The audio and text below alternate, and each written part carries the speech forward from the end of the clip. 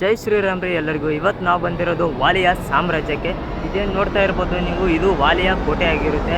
ಇದೆಲ್ಲ ಬೆಟ್ಟ ಬಂದು ವಾಲಿಯ ಸಾಮ್ರಾಜ್ಯ ಆಗಿರುತ್ತೆ.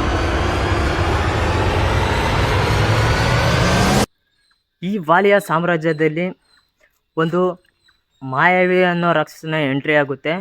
ಅವ್ರ ಜೊತೆ ವಾಲಿ ಯುದ್ಧ ಮಾಡೋಕ್ಕೆ ಅಂತ ಒಂದು ಗುಹೆ ಒಳಗಡೆ ಹೋಗ್ತಾರೆ. ಹೋಗ್ಬೇಕಾದ್ರೆ ಸುಗ್ರೀವ ಅವ್ರನ್ನ ಕಾವಲಿರೋಕ್ಕೆ ಹೇಳ್ತಾರೆ. ನೀನು ಇಲ್ಲಿ ಕಾವಲು ಕಾಯ್ತಿರು, ನಾನು ಹೊರಗಡೆ ಬರೋವರೆಗೂ ಅಂತ ಹೇಳ್ತಾರೆ. ವಾಲಿ ಹೇಳಿದ ಮಾತಿಗೆ ಶಿಸ್ತಾಗಿ ಸುಗ್ರೀವ ಅವರು ಇಲ್ಲಿ ಕಾವಲು ಕಾಯ್ತಾ ಇರ್ತಾರೆ. ಬಟ್ ಏನಪ್ಪ ಆಗುತ್ತೆ ಅಂದರೆ, ಈ ಗುಹೆಯಿಂದ ರಕ್ತ ಬರೋದು ಕಾಣುತ್ತೆ ಸುಗ್ರೀವ ಅವ್ರಿಗೆ.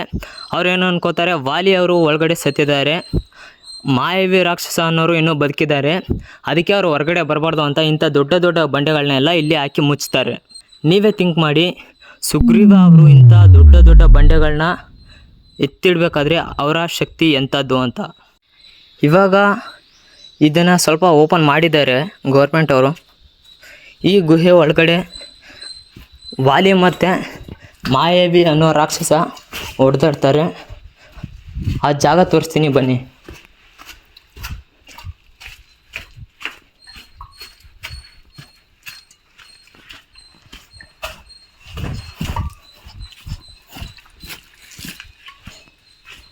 ಜಾಗದಲ್ಲಿ ವಾಲಿ ಮತ್ತು ಮಾಯಾವಿ ರಾಕ್ಷಸ ಹೊಡೆದಾಡ್ತಾರೆ ಬಹಳ ದಿನಗಳವರೆಗೂ. ಆ್ಯಂಡ್ ಆ ಕಡೆ ದಾರಿ ಕ್ಲೋಸ್ ಆಗಿರುತ್ತೆ, ಸುಗ್ರೀವ ಅವರು ಕ್ಲೋಸ್ ಮಾಡಿಬಿಟ್ಟಿರ್ತಾರೆ. ವಾಲಿ ಅವರು ಹೋಗ್ಬೇಕಂತ ಈ ದಾರಿನ ಹೊಡ್ಕೊಂಡು ಹೋಗ್ತಾರೆ. ಇಲ್ಲಿ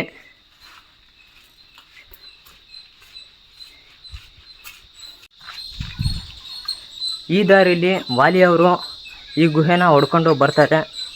ಸೊ ಇಲ್ಲಿಂದ ಬಂದ ತಕ್ಷಣ ಅವರು ಸೀದಾ ಸುಗ್ರೀವ ಅವ್ರ ಜೊತೆ ಜಗಳ ಮಾಡಿ ಇಲ್ಲೇ ಇರೋ ಋಷಿಮುತ ಪರ್ವತನ ಅವರ ವಶಕ್ಕೆ ತಗೊಳ್ತಾರೆ. ಆಗಿನ ಕಾಲದಲ್ಲಿ ಕುಡಿಯೋಕ್ಕೆ ನೀರಿಗೋಸ್ಕರ ಇಲ್ಲಿ ಒಂದು ಬಾವಿನ ತೋಡ್ತಾರೆ. ಈ ಗುಡ್ಡ ಬಂದು ಫುಲ್ ಕಲ್ಲಿಂದನೇ ಇರೋದು. ಬಟ್ ಇಲ್ಲಿ ಹೇಗೆ ನೀರು ಬರುತ್ತೆ ಅಂತ ನನಗೂ ಗೊತ್ತಿಲ್ಲ.